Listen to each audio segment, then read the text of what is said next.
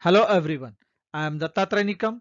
Welcome you all on our channel eFunda for new day, new topic. And our today's topic is serial communication. This is a topic where we will see how the control systems or instruments or devices is communicating with the systems or various field devices within the factory.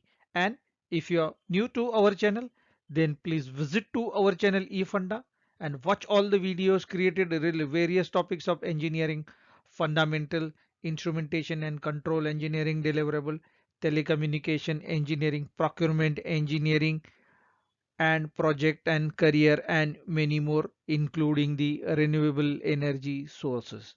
And don't forget to subscribe to our channel and press bell icon to get the latest notification on upload of our new video on our channel eFunda. So let's begin with our today's topic, that is a serial communication. Introduction to serial communication.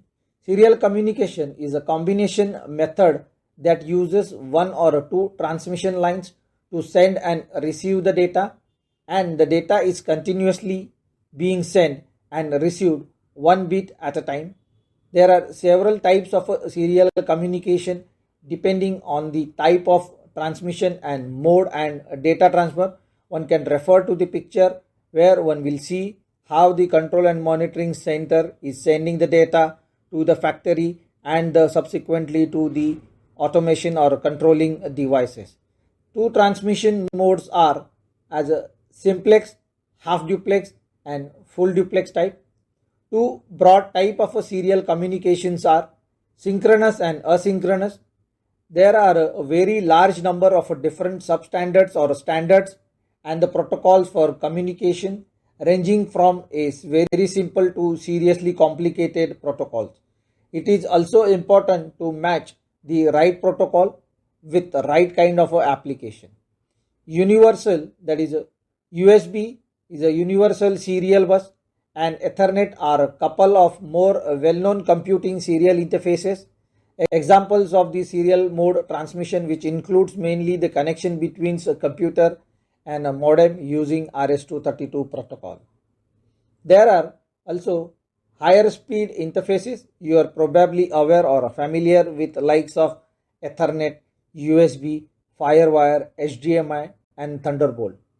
Two of the oldest interfaces which are being used are RS-232 and RS-485. Surprisingly, these has legacy interfaces aren't obsolete at the stage of the devices.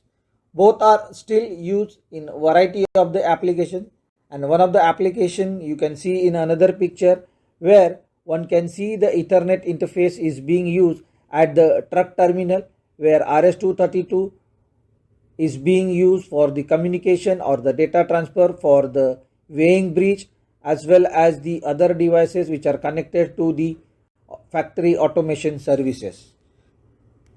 Moving on to comparison between RS-232 and RS-485 communication protocol, we will see their characteristics or the specification in detail as a comparison point.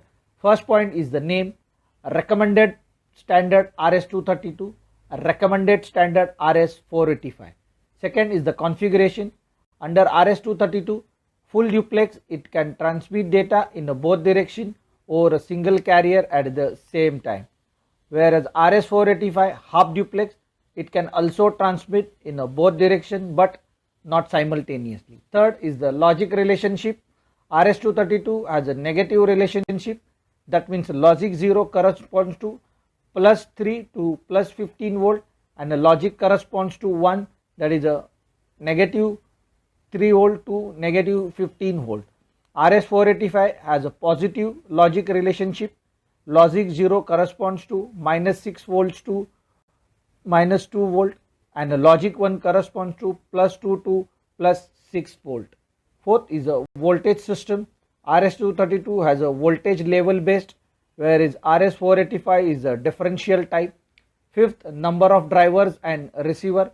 RS-232 has a one driver, one receiver. RS-485 is a 32 driver and 32 receiver. Sixth is the line configuration. RS-232 is a point-to-point communication whereas RS485 is a multi-dropping type. 7.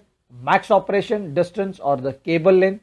RS232 has a 50 feet, that is approximately 15.24 meter, whereas RS485 is suitable up to 4000 feet, which is approximately 1200 meter. 8 is the maximum data transmission rate under 232, 20 kilobits per second, whereas RS485 is having 10 MB per second. 9. Driver output voltage. RS232 has a plus minus 25 volt, whereas RS485 is a minus 7 to plus 12 volt. 10th, receiver input sensitivity. RS232 has a plus minus 3 volt, whereas RS485 is having plus minus 200 millivolt. 11. Receiver input resistance. RS232 has a 3 kilo ohm to 7 kilo ohm, whereas RS485 is a greater than or equal to 12 kilo ohm. 12. Pin configuration. RS232 has a 3 wires, a sending wire, a receiving wire and a ground wire. One can see in a picture where these wires one can easily see, whereas RS485 is generally adopts 2 wire transmission. A and B two transmission wire lines are can see in a picture where RS485 pin configuration is shown. 13. Application. RS232 has a PLC to communicate with another PLC or any other module, keeping in mind that the PLC can communicate only one single device at a time, whereas RS485 is implemented to control VFDs through the PLC. This is how we have tried to cover RS232 and RS485 communication protocol for you, and hope this video will help you to understand the difference between RS232 and RS485 so that you can accordingly choose your communication protocol while designing your control system interfaces and other field devices. With this, we are concluding on our today's topic, and you can find our channel details as follows. If you are new to our channel, that is our YouTube channel eFunda, then subscribe to our channel eFunda and don't forget to press bell icon to get latest notification of upload of our new video on our channel eFunda. Similarly, you can follow us on a Instagram page.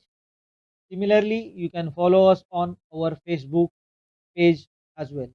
And keep watching our channel eFunda for various topics related to engineering and a project. With this, we can assure you this will help you to better your understanding on engineering and a project topic. Keep watching our channel eFunda. Thanks. Watch our channel for new day, new topic.